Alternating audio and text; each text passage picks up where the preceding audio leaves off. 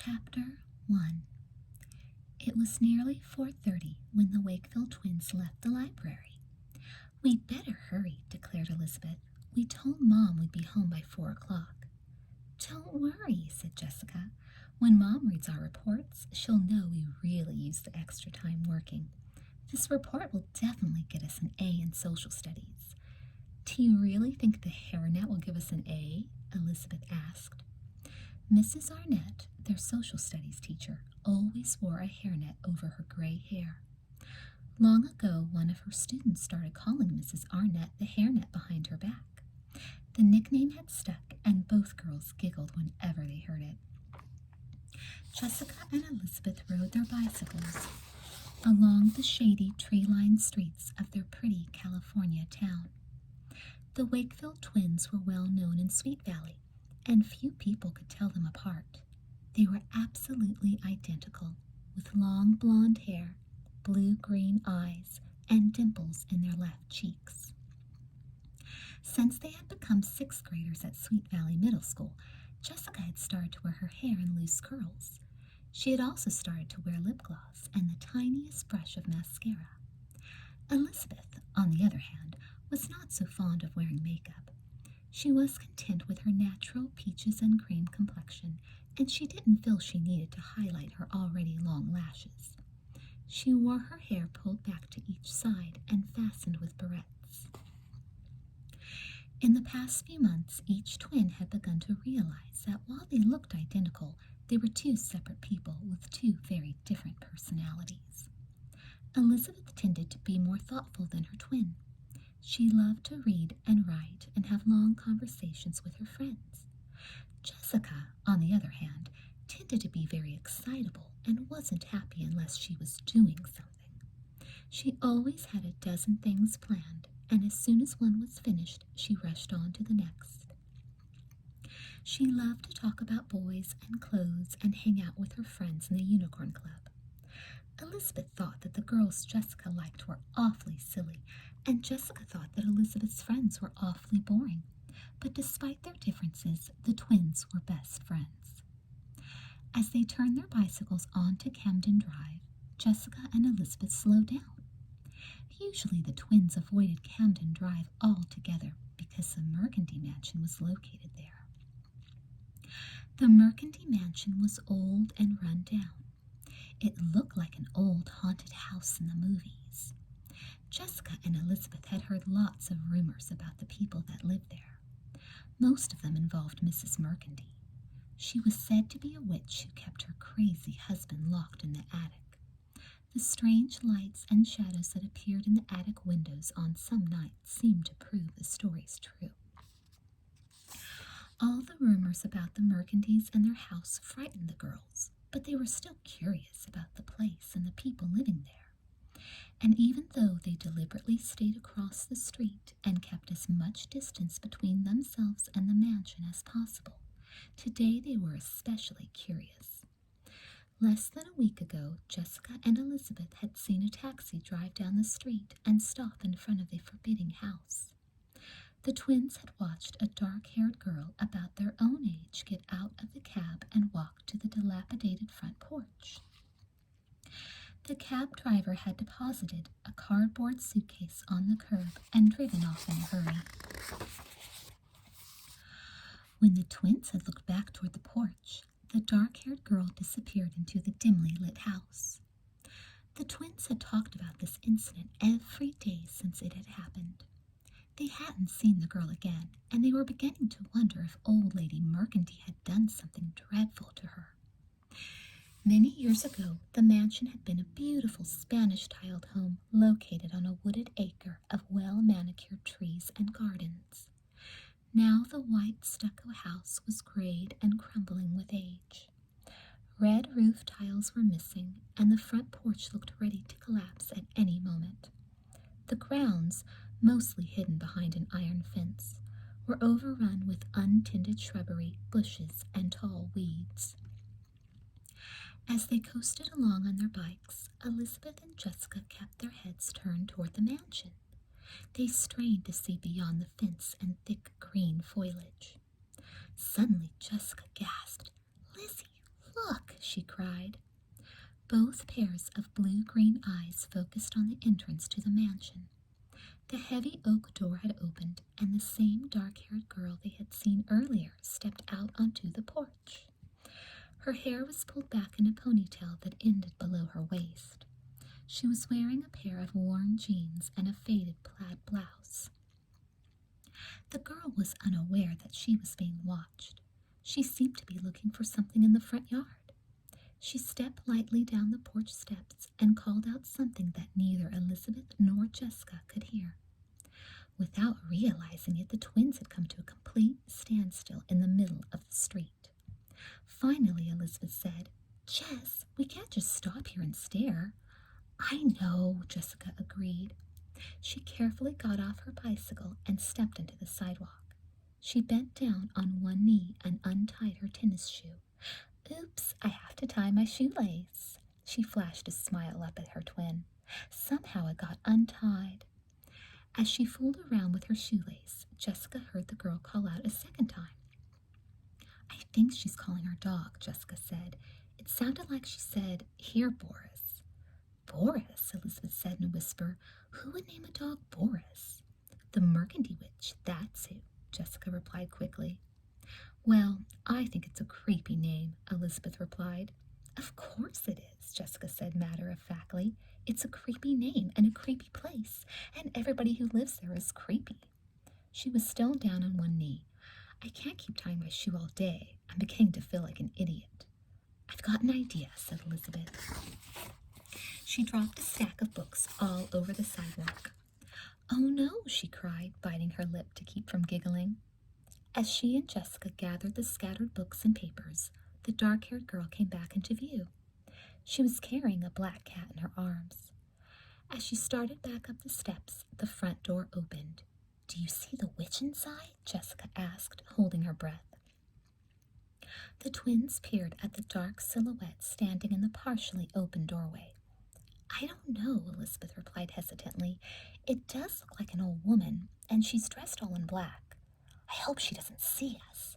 Jessica clutched at her sister as the door closed on the dark-haired girl and the woman dressed in black. The old house seemed to have swallowed them up.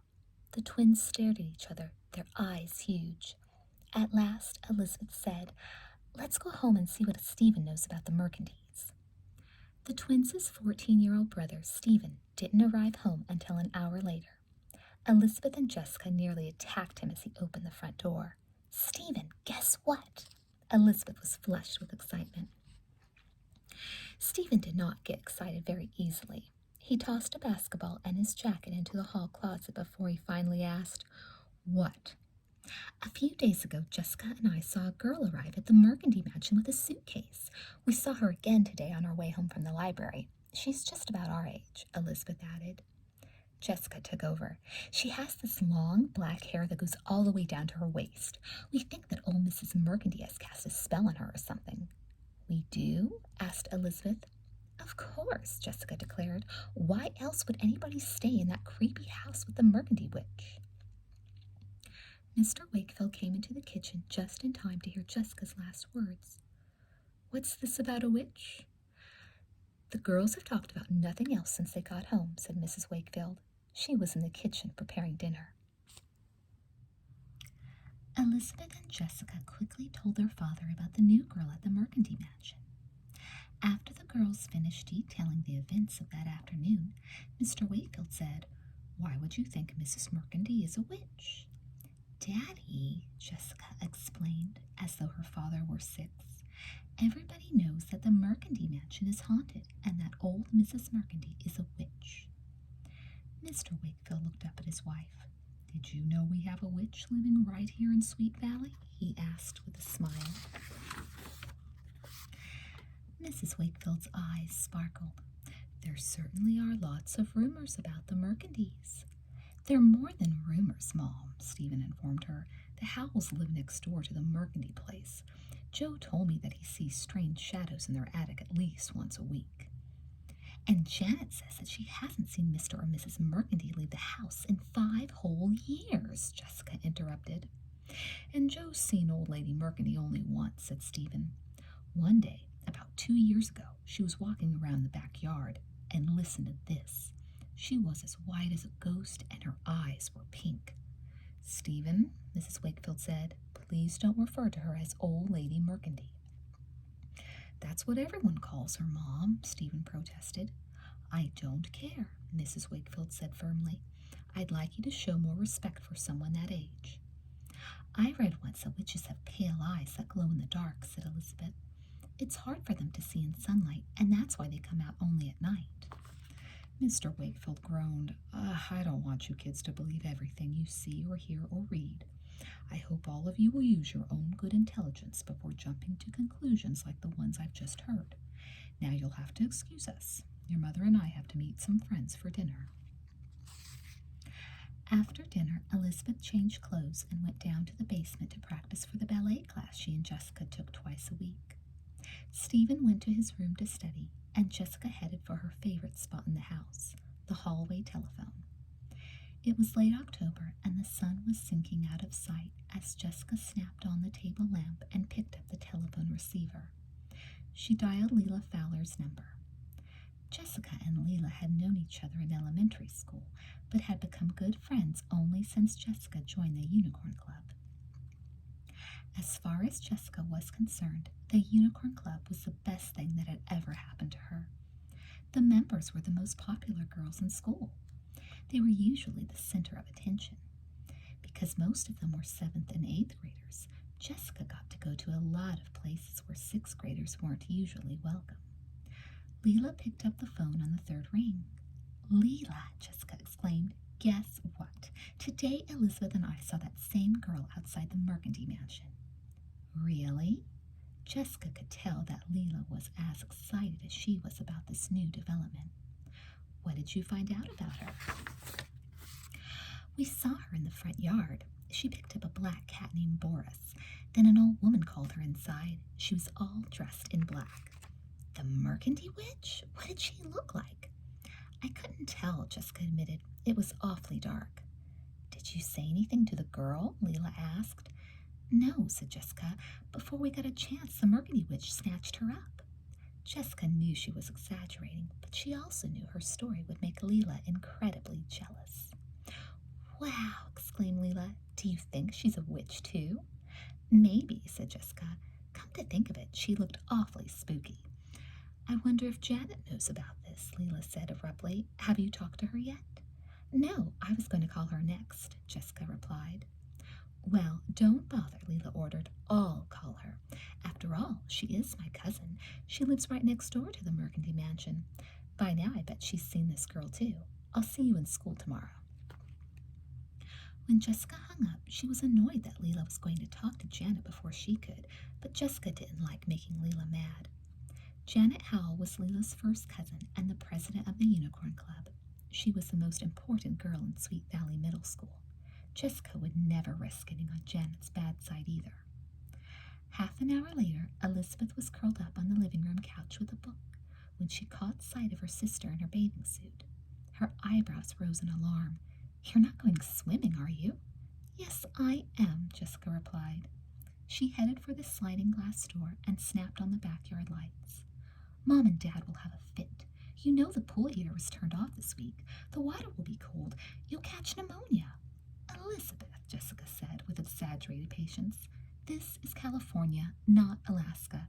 You're supposed to be able to swim year-round.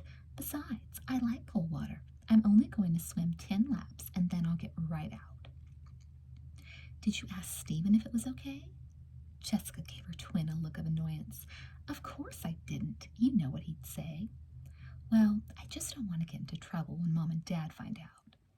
Jessica called over her shoulder as she went out onto the patio. Don't tell them, and they'll never know.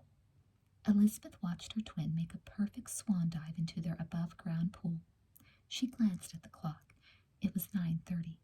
Her parents might be home any time, and the twins had promised they'd be in bed by 10 o'clock. Elizabeth seldom got into trouble, and when she did, it was almost always connected with one of her sister's schemes. She breathed a sigh of relief when Jessica did her last lap and came back inside. The twins went upstairs, poked their heads into Stephen's room to say goodnight, and then went to their separate bedrooms. As promised, Jessica was in bed by 10, but she was wearing her Walkman headphones with the volume turned up high. Halfway through a Johnny Buck tape, she fell asleep. Sometime later, Jessica awoke with a start. Her room was pitch black. She lifted herself on her elbow and turned over to see what had awakened her. She found herself staring into two glowing red eyeballs. A hoarse voice whispered, "I am the witch of the Mercandy Mansion." Chapter 2.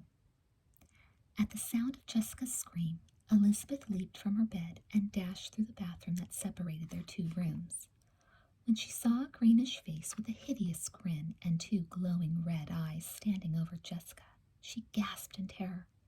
Without thinking, she reached out and snapped on the bedroom light. "Stephen!" Elizabeth cried, half in surprise, half in relief. Stephen dropped the grotesque mask on the floor and fell on top of Jessica's bed, doubled over with laughter. When Jessica recovered, she screamed angrily, "That was really mean, Stephen." She grabbed a pillow and started to pound her brother over the head with it. "I could have had a heart attack."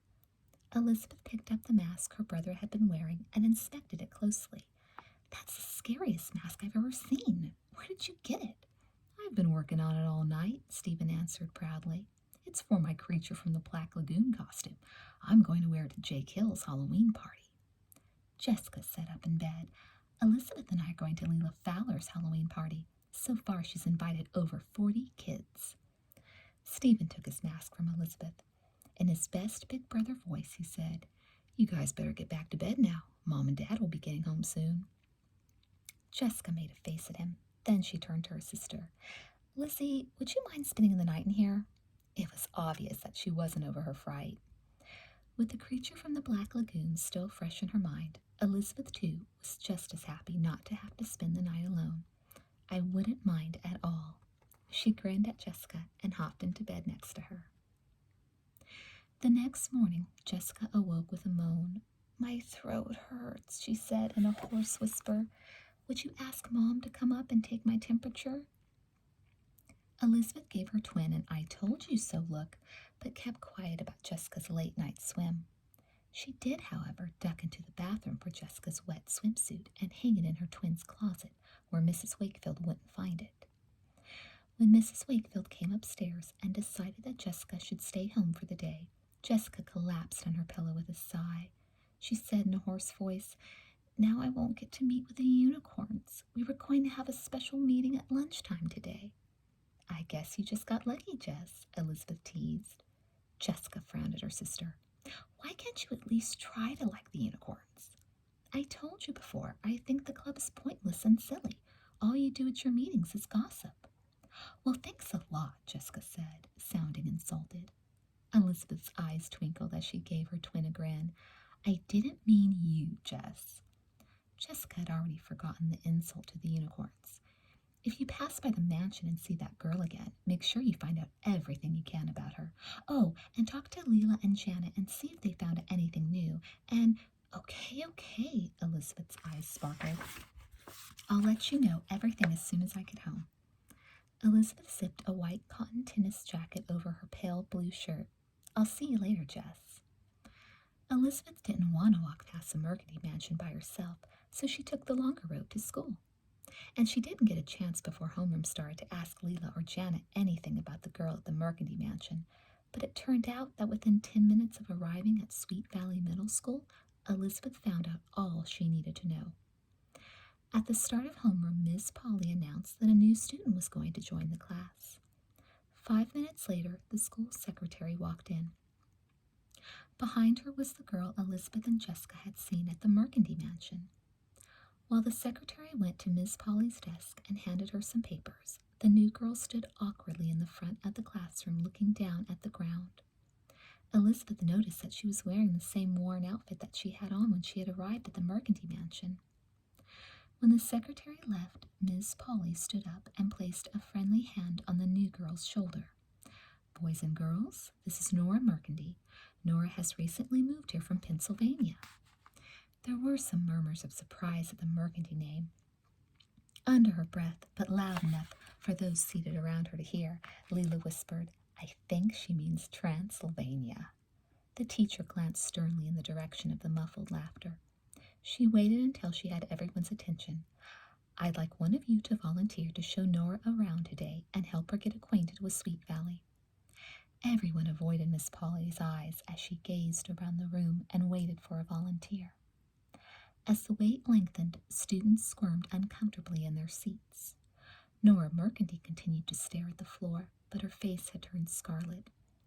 Elizabeth, unable to bear Nora's embarrassment any longer, slowly raised her hand. Miss Polly smiled in relief. Thank you, Elizabeth. To Nora, she said, Elizabeth Wakefield will show you around today and help you meet your classmates. I'm sure you'll soon feel right at home. Miss Polly pointed Nora in the direction of an empty desk in the second row.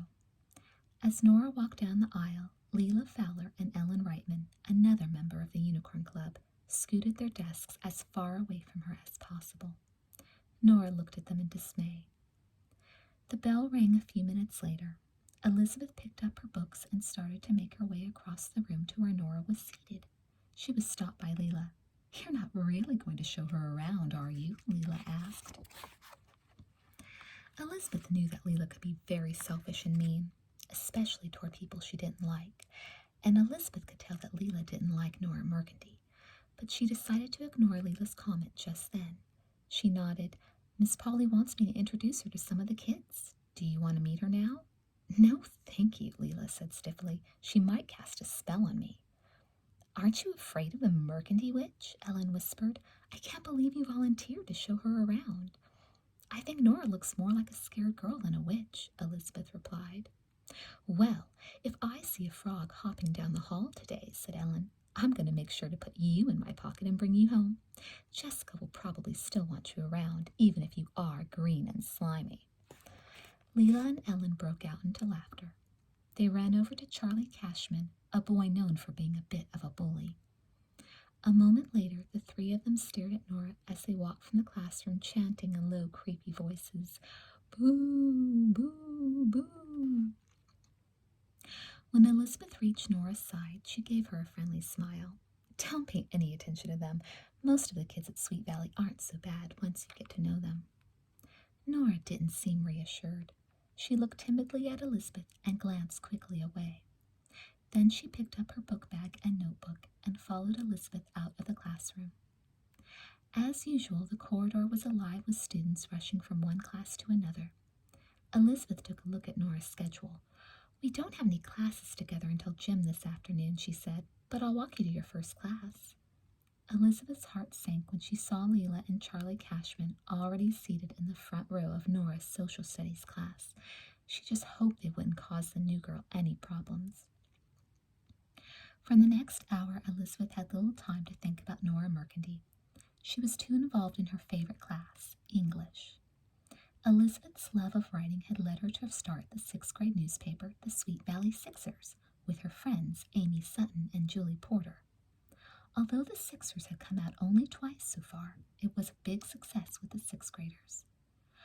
A few minutes past noon, Elizabeth found Nora seated all alone at a table in the far corner of the cafeteria. She sat down next to her.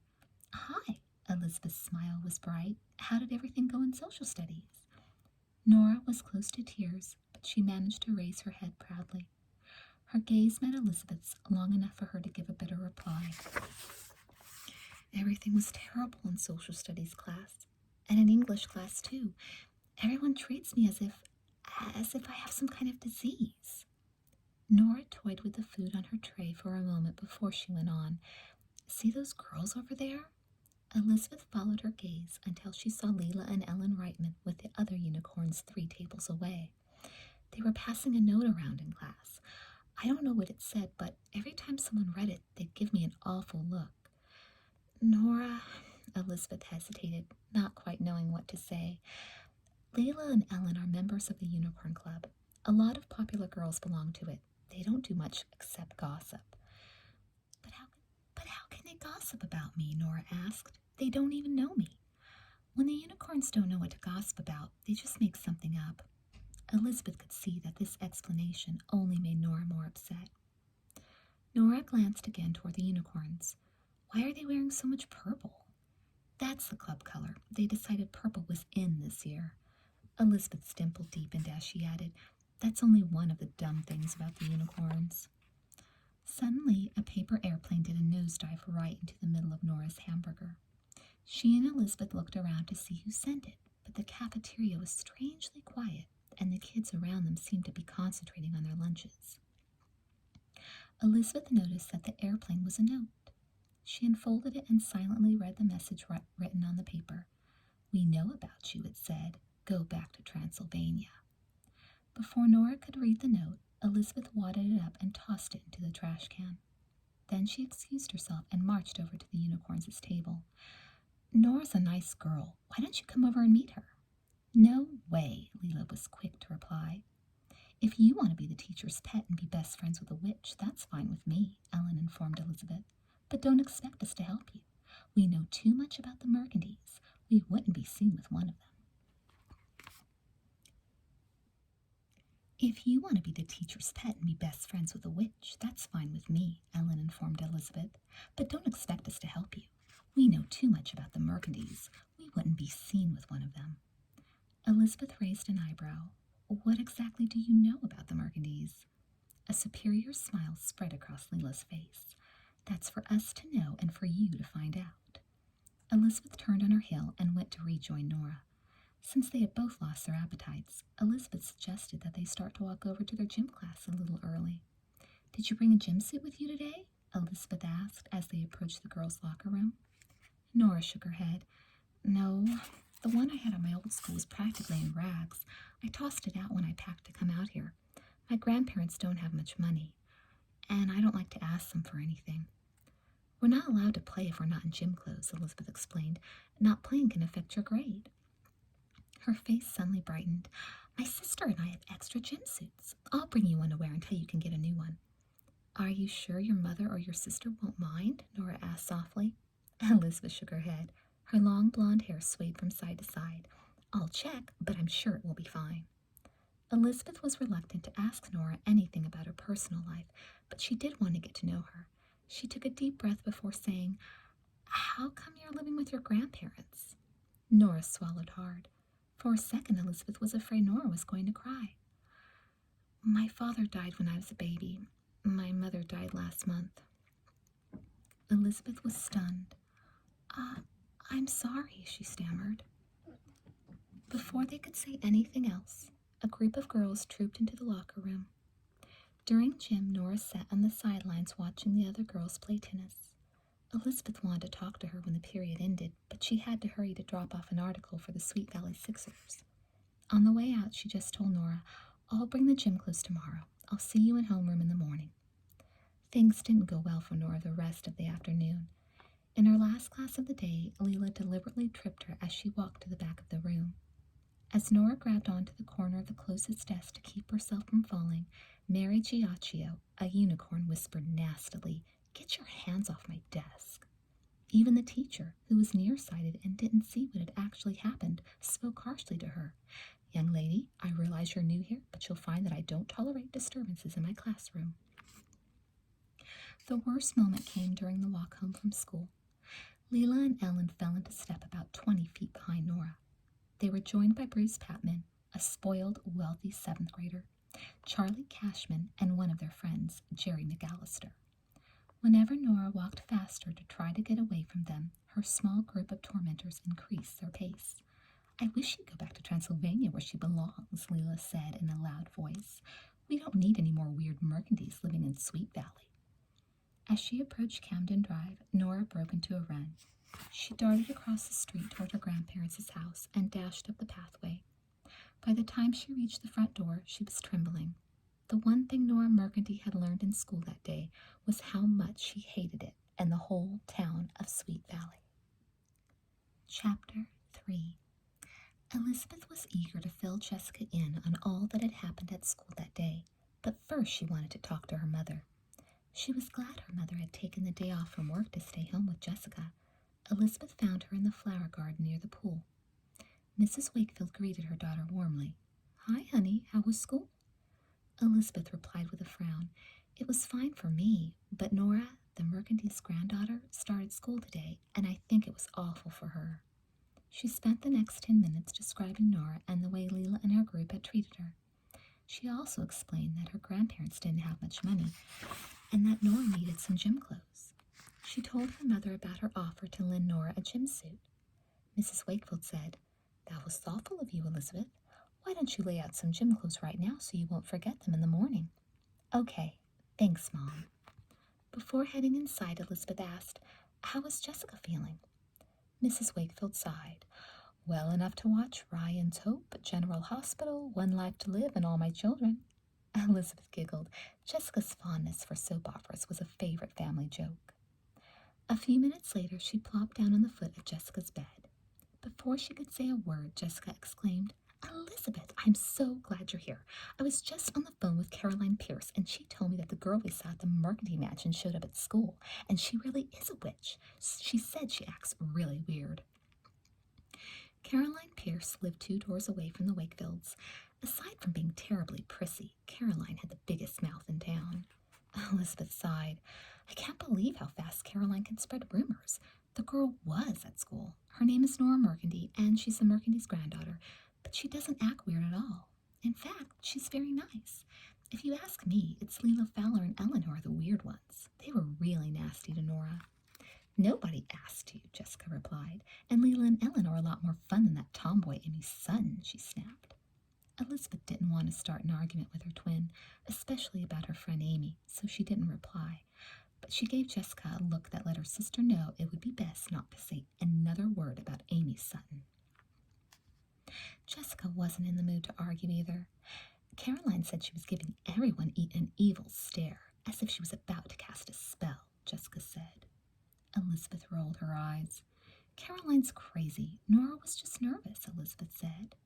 Jessica didn't look convinced. She played with a strand of golden hair that had fallen across her shoulder. "How come you showed her around today? Weren't you scared?" "No, I told you Nora's really nice," Elizabeth replied. "Well, if Nora Mercanty's so wonderful, why did Amy avoid both of you all day?" Jessica said. "Is that what Caroline told you? I swear that girl can't get a story straight." Amy Sutton was Elizabeth's closest friend. They sat near each other whenever they had the chance, always ate lunch at the same table, and worked on the Sweet Valley Sixers together. "Amy went on a field trip today with Mr. Jackson's class," Elizabeth explained. Elizabeth spent the next half hour trying to convince Jessica that Nora Mercanty was not spooky, weird, or a witch. But after their talk, Elizabeth still wasn't sure that her twin would give Nora a chance, especially since Leela Fowler and the unicorns had started in on Nora. Elizabeth loved Jessica and was very proud of her twin. There were times, though, when Elizabeth worried that Jessica allowed herself to be influenced too much by Leela and the unicorns. The following morning, it was Elizabeth who awoke with a sore throat. She wanted to go to school, but when Mrs. Wakefield took her temperature and found she had a fever, Elizabeth settled in for a day at home. As Jessica was getting ready to go downstairs to breakfast, Elizabeth called her into her room. "Don't forget to take these gym clothes to Nora, and be nice to her." "I'm always nice to witches," Jessica said as she waved goodbye. Jessica took the bag Elizabeth had given her downstairs and put it on the stairs near the front door. 20 minutes later, she dashed out the side door, completely forgetting all about Nora's gym clothes. Jessica strolled into homeroom with Leela and Ellen. When she went to her desk, she noticed Nora Mercanty seated quietly in the back of the room. It suddenly occurred to her that she had forgotten to bring Elizabeth's package. She'd have to say something about it or Lizzie would be mad. Jessica gave Nora a long, appraising look. She thought Nora looked sad and lonely. It was probably tough for a witch to be with normal people. Just as Nora got up the courage to give her a shy smile, Jessica turned her attention back to Leela and Ellen. Nora's heart sank. Elizabeth Wakefield, the one friend she thought she had made at Sweet Valley Middle School, had pretended she didn't even know her. The bell rang. Miss Polly started the day with a discussion about next week's Halloween party. Each homeroom, she explained, will select winners in the following categories: the ugliest, the prettiest, the scariest, and the most original. Leela's hand went up. "Will the winners get prizes?" "Yes," Miss Polly said. "The PTA has made up some special ribbons to be given to the winner of each category." Jessica raised her hand. "Yes, Jessica?" Miss Polly nodded in her direction. That was strange, Nora thought. The teacher had called Elizabeth by the wrong name. Miss Polly, Jessica said, when we're dressed in our costumes, will it be all right if we don't sit in our assigned seats? That way people won't know right away who we are. That's a good idea, Miss Polly agreed. Will there be any food at this party? The slightly overweight Jerry McAllister wanted to know.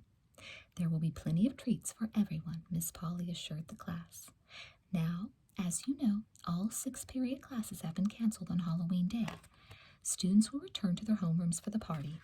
The costume judging will take place first thing in the morning, but the actual party won't take place until 6th period. Miss Polly, Amy Sutton said, Elizabeth and I are the only kids from homeroom on the class newspaper. I thought everyone would like to know that the Sweet Valley Sixers is going to take pictures and carry stories about the costume winners. Nora took special notice when Amy spoke. She knew Elizabeth and Amy were close friends. Elizabeth had promised to introduce Nora to Amy today. She had said the 3 of them would get together for lunch. When lunchtime arrived, Nora waited eagerly at an otherwise empty table, hoping Elizabeth hadn't forgotten her promise. She was surprised and disappointed when Elizabeth walked in with Leela and Ellen. They took seats together at the same table all of the unicorns had sat at the day before. Never once did Elizabeth even bother to look in her direction. Nora couldn't understand it. How had the friendly girl from the previous day changed so much? It wasn't until she was in the girls' locker room that Jessica remembered to tell Nora Mercanty about the forgotten gym suit. Nora sat alone on a bench looking miserable. Jessica was in no hurry to speak to her. She knew it would make the unicorns angry. Besides, what if Nora really was a witch? Finally, Jessica took a deep breath and walked over to where Nora was sitting. Hi, I'm Jessica Wakefield, she said, her voice wavering slightly. My sister reminded me before I left home this morning to bring you one of our extra gym suits. I forgot it, but I promise we'll get it to you tomorrow. Nora looked puzzled. Your sister? Jessica was more relaxed now. She knew Nora wouldn't do anything strange to her. Yes, Elizabeth and I are twins. You haven't seen us together because I was homesick yesterday. Elizabeth is homesick today. Nora's serious brown eyes carefully studied Jessica Wakefield. She had the same beautifully tanned skin, blue-green eyes, and silky blonde hair as Elizabeth. For one brief moment, Nora was afraid this might be some trick that the unicorns had dreamed up to embarrass her. But she remembered that Elizabeth had mentioned a sister. She stammered, It's so hard to believe. You look exactly alike. How do people tell you apart? Jessica was used to this sort of question. A lot of times they don't, she replied. Only people who know us really well can tell us apart. We have a grandmother who still gets us mixed up. Jessica quickly picked up a tennis racket from a nearby rack. Sorry about the gym suit, she repeated. With a wave, she headed out toward the tennis courts. Leela and Ellen joined Jessica outside the gym. Why were you talking to the Mercanty witch? Ellen wanted to know. Elizabeth wanted me to bring her one of our extra gym suits, and I left it at home, Jessica explained. The witch can't even afford a gym suit? Ellen sneered. I bet it's a trick, Leela declared. She probably wants your gym suit so she can work black magic on you. Be serious, Leela, Jessica snapped. I hope you're not defending the Mercanty witch, Jessica. Leela's tone was threatening. Jessica knew that Elizabeth liked Nora, and she seemed harmless enough. On the other hand, she didn't want to get on the unicorn's bad side. Come on, she said, starting to jog to the courts. Let's play tennis. Miss Langbird quickly assigned each of the girls to a court. Leela, who was to have played against Elizabeth, was left without an opponent. Mercanty, the gym teacher called, motioning to Nora to come join her. As Nora approached, Miss Langbird explained, I don't usually allow students to play unless they're in their gym attire, but since we have uneven numbers here today, I'd like you to play against Leela. Miss Langbird, maybe you should ask her if she's ever played before, Leela said in a superior tone. Thank you, Leela, the teacher said sarcastically. I was just about to do that. Yes, ma'am, Nora replied quickly. Back home I took lessons from the Parks and Recreation Department. After the teacher left the 2 girls alone, Leela sniffed. I have my own tennis court. I take lessons from a private instructor. He used to be a professional tennis player. Nora remained silent and started for the opposite side of the net. Just a minute, Leela said. Would you like to make a bet on who wins the set? Nora hesitated. I don't have any money. That's okay. We can bet for something else, Leela insisted. I have an expensive cloisonne pin. I'll bet that against the charm you're wearing. Nora's fingers flew to the unicorn charm that hung around her neck. No, she added quickly. This was a gift from my mother. Well, Leela said scornfully, you must have something you can bet. Nora thought for a moment. I have a silver-plated compact in my book bag. It has a mirror and an attached comb. I already have a compact, said Leela, but I guess that will have to do. She raised her nose into the air. My pin against your compact. Is it a deal? Okay, Nora agreed reluctantly. Nora had watched Leela play the day before, and she knew Leela was good. But if there was one thing Nora Mercandy knew she could do, it was play tennis. She had won the Philadelphia Parks and Recreation Department's junior championship the previous summer. Leela won the toss for serve. When Nora returned her first serve straight down the line, Leela realized that it might not be so easy to beat Nora Mercandy. By the fourth game of the set, the score was 3-1 in favor of Nora. When the score had reached 5-1, the other girls in the class gathered with the gym teacher to watch the last game. In the final play of the set, Nora raced to the net and smashed an overhead that bounced off Leela's left foot and into the air, out of reach. Everyone, including Miss Langberg, started clapping. Nora grinned shyly and picked up a ball from her side of the court. Leela's face was red with rage. She screamed, "Just wait, Mercandy Witch, I'll get you." Nora's smile faded. She quickly walked away. 20 minutes later, after nearly everyone else had left the locker room, Leela approached Nora. She seemed to have calmed down. She even wore a smile as she handed her cloisonne pin to Nora. But something in Leela's eyes let Nora know that Leela's smile was fake and that Leela was still fuming inside. When she looked at the pin, Nora said, "You can keep it, Leela. It looks too good to give away." "It doesn't matter," Leela answered with a careless shrug. "My father will just buy me another one."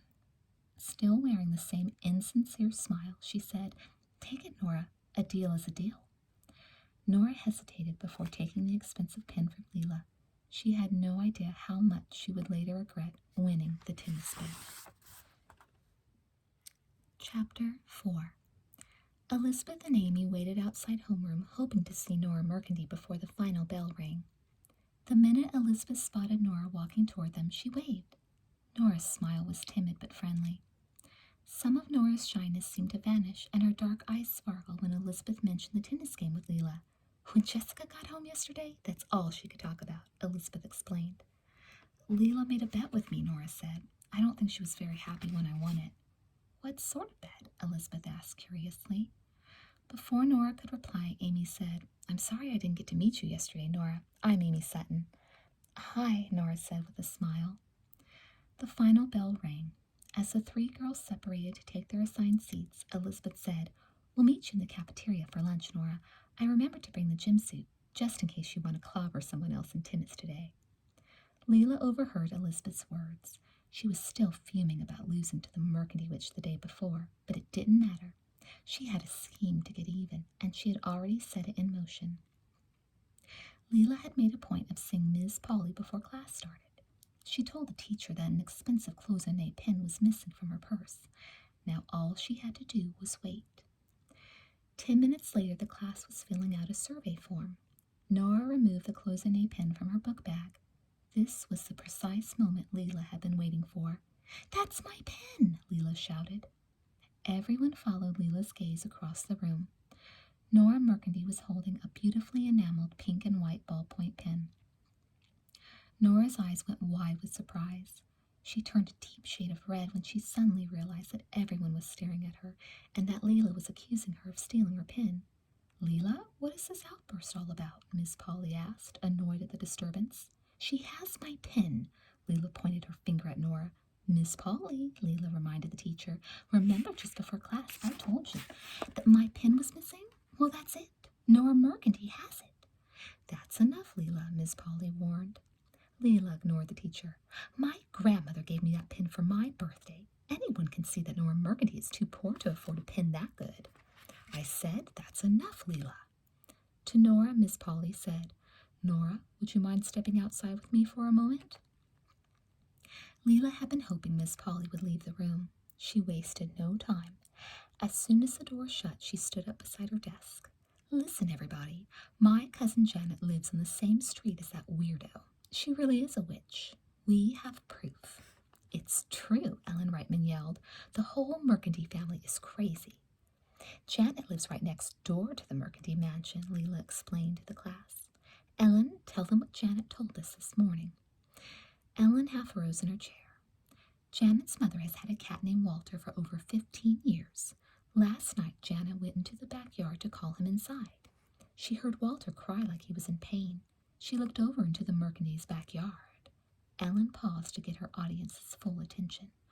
Nora was out there holding Walter in her arms. When she saw Janet, she walked over to the fence. She held Walter up and gave him a strange look, like she was casting a spell on him. Then she passed him through the fence to Janet. Elizabeth felt herself become very angry. So what's the point? Ellen shot Elizabeth a defiant look and said quickly, This morning Janet's mother found Walter dead on the kitchen floor. The classroom was filled with gasps and then a long silence. At last Amy said, Maybe Walter ate some of Janet's cooking before he went to bed last night. That's not funny, Leela shouted in anger. My aunt had Walter for 15 years. The Mercandy witch took one look at him and he was dead a few hours later. How can you explain that? The cat was old, Elizabeth said sensibly. It couldn't live forever. Randy Mason, one of the smartest and shyest boys in the class, suddenly spoke up. My uncle is an undertaker at the Todd mortuary. Right after the Mercandys moved here, they called the mortuary and ordered 2 coffins. They wanted them delivered to their house.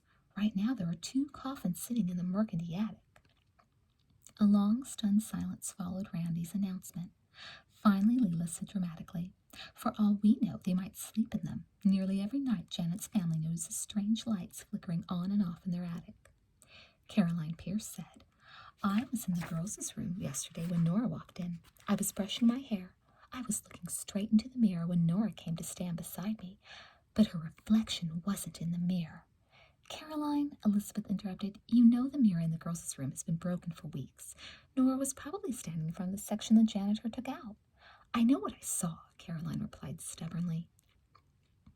Just then, Miss Polly returned to the room, without Nora. I've sent Nora to the vice principal's office. I'm sure Mr. Edwards will want to speak to you too, Leela. Leela gathered up her books and headed to the office. She was filled with confidence. She knew she was a good liar. Adults almost always believed her.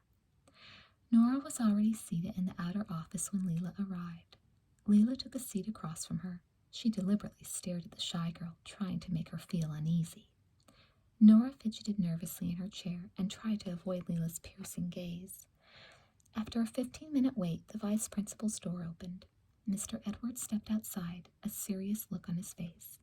He held the door open as Leela and Nora entered his office. He waited until they were seated before he sat down behind his desk. Now, I understand there was a problem concerning a pin? Nora and Leela both nodded solemnly. May I see the pin? Mr. Edwards asked. Nora quickly took the cloisonne pin from her notebook and handed it to the vice principal. He asked Nora to tell him where she'd gotten the pin.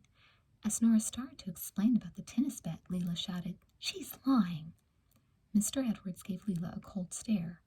You'll have your chance to tell your side of the story, young lady. In the meantime, please do not interrupt again.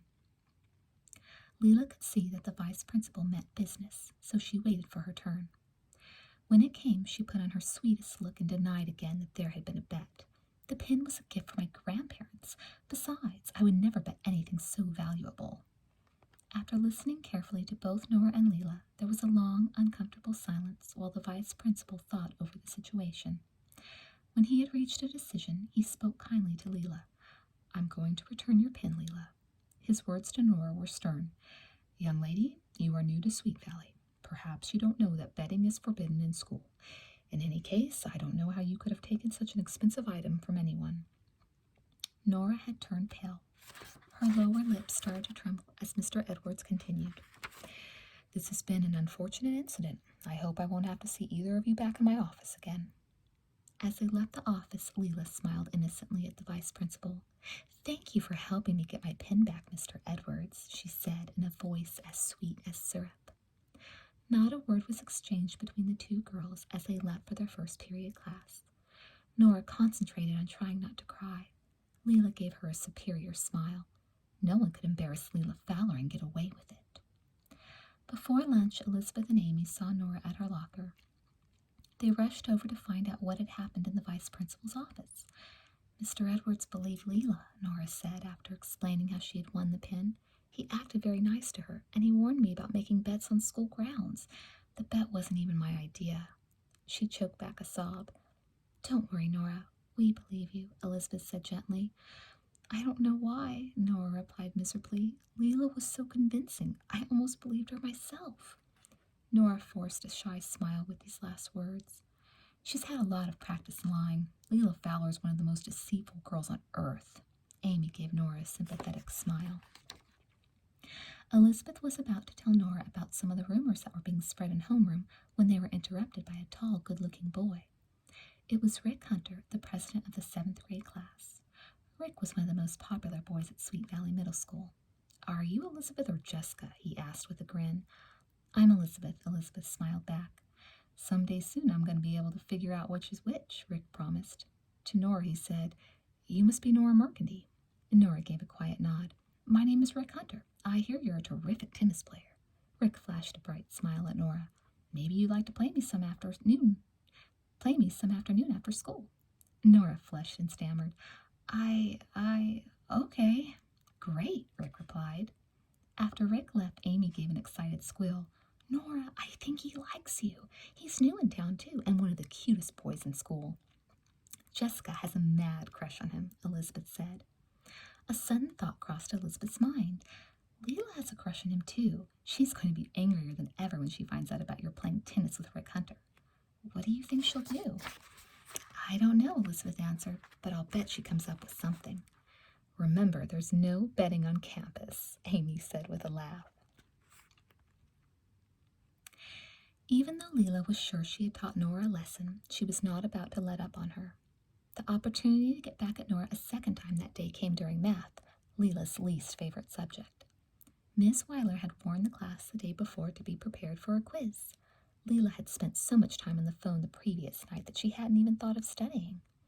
Leila wasn't even halfway through the test when she noticed Nora walk to the front of the room and deposit her paper in a plastic tray on the teacher's desk. She must be good, she thought. Then the idea came to her. Leila continued to struggle with the long division until Ms. Weiler went to the back of the room to search for something in the supply cabinet. There wasn't much time. It was now or never. Leila's heart started to pound as she decided to make her move. She walked casually to the teacher's desk and placed her quiz on the tray on top of Nora's. She glanced quickly to the rear of the room. The teacher was still busy. All of the students were hard at work. The few who had already completed the quiz were quietly reading or getting a head start in that day's homework. Leila reached back into the tray and retrieved not only her own paper, but Nora's as well. She quickly erased Nora's name and in its place wrote Leila Fowler. On her own paper, she wrote Nora's name. On the way back to her desk, Leila's eyes darted about the room. No one was paying attention to her. She gave a sigh of relief as she sank into her seat. A sly smile played across her lips. Congratulations, Leila, she said to herself. Her smile widened. The Mercandy Witch was going to get another good lesson, and soon. In the basement of their home, the Wakefield twins were busy practicing for their next ballet lesson. Stretching in time to the music, Elizabeth said, I'm not saying the unicorns have to like Nora. I just don't see why they have to be mean to her. Jessica was executing a series of graceful turns. She took Leila's pin. I don't blame Leila for telling Miss Polly. It was valuable. She wanted it back. Elizabeth leaned back against the worn sofa that the twins used as a bar. I believe Nora when she said she won the pin in a bet. Jess, I know the unicorns. Once they decide not to like someone, they think up all kinds of rotten tricks to play on them. Jessica ignored her twin and continued to dance.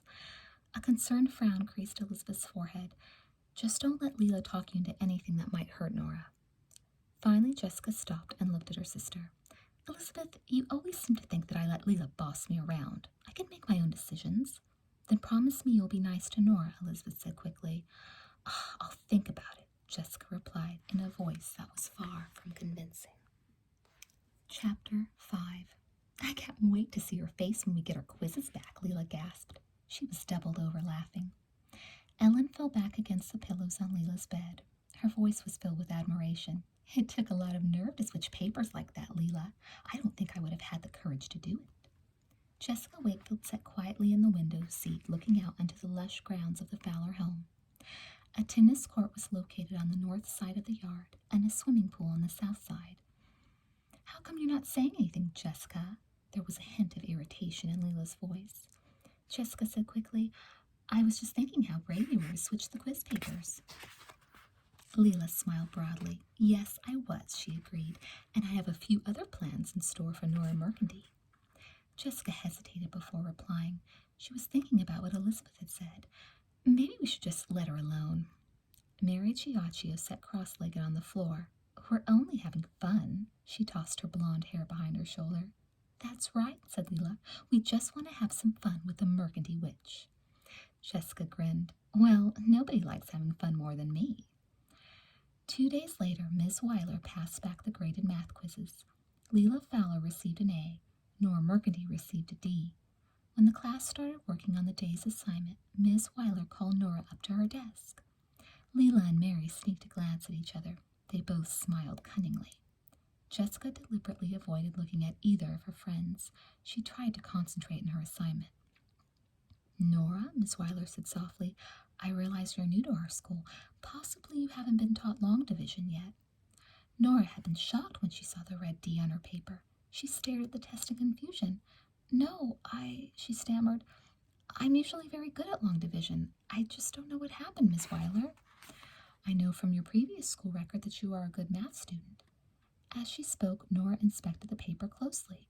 There must be some mistake, she suddenly realized. The figures were not in her handwriting. She glanced across the room and met Leila's dark, mocking eyes. Leila could tell from the expression on Nora's face that she knew what had happened. But when tears started to spill down Nora's cheeks, Leila knew that Nora wouldn't dare point out the switch quizzes. As Nora returned to her desk, Leila hissed under her breath, Serves you right, Mercandy witch. Ellen watched as Nora wiped her eyes with the back of her hand. When she reached her desk, she sat down in utter defeat. Ellen returned Leila's triumphant smile. After math class, Nora found Elizabeth and Amy waiting by her locker.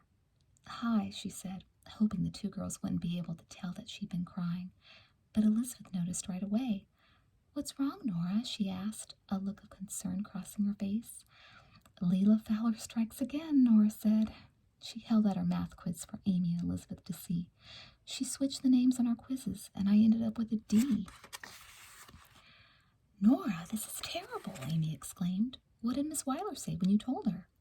Nora ignored Amy's question and busied herself with gathering the books she needed to take home with her that evening. You did tell Miss Weiler, didn't you? Asked Elizabeth.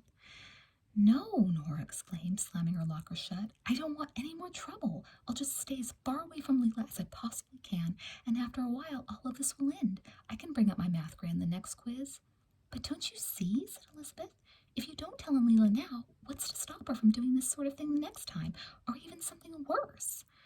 I don't know. I guess I'll just have to take my chances. She started to walk down the hall with Amy and Elizabeth. I just don't understand what I've done wrong. Leila can't be this upset about losing a tennis game, and practically everyone at the school treats me like a leper. Even when I walked into class on the very first day, I could feel a sort of hate. For the second time that afternoon, tears filled Nora's brown eyes. Why? Elizabeth and Amy exchanged uneasy glances. You see, Nora, Amy began slowly, a lot of people in town think your grandmother is sort of weird, Elizabeth interrupted. Nora's expression was both puzzled and surprised. They think my grandmother is weird? Why? Well, Elizabeth hesitated. You see, Nora, for years there have been rumors about your grandmother's mansion, and your grandparents seem like hermits. No one ever sees them. So rumors started to circulate around town saying that they were strange. Elizabeth couldn't bear to tell Nora that people said her grandmother was a witch who kept her husband chained in the attic. But that's crazy, Nora stammered. I mean, it's true they always stay at home, but there's a good reason. I can explain. Nora stopped in mid-sentence. A ray of hope came to her face. What if I invited them over tomorrow to meet my grandmother? Nora could tell that Elizabeth and Amy were uncomfortable with the idea. Don't you see? She insisted, her eyes shining. If they met my grandmother, all of these silly rumors would stop. Elizabeth felt a rush of pity at the hopeful look on Nora's face. Well, maybe it wouldn't hurt to give it a try. But how are you going to get Leela over to your house? Amy wanted to know. I can find a way, Elizabeth said decisively. Nora, can we meet in your backyard at 2 o'clock tomorrow? Nora nodded. I'll have to check with my grandparents, but I'm sure it will be all right. Okay, Elizabeth said with a determined smile. We'll see you tomorrow at 2 o'clock. The three girls had reached the Mercanty mansion. Elizabeth and Amy waved goodbye to Nora as she walked up the stone path and disappeared within the darkness of the house.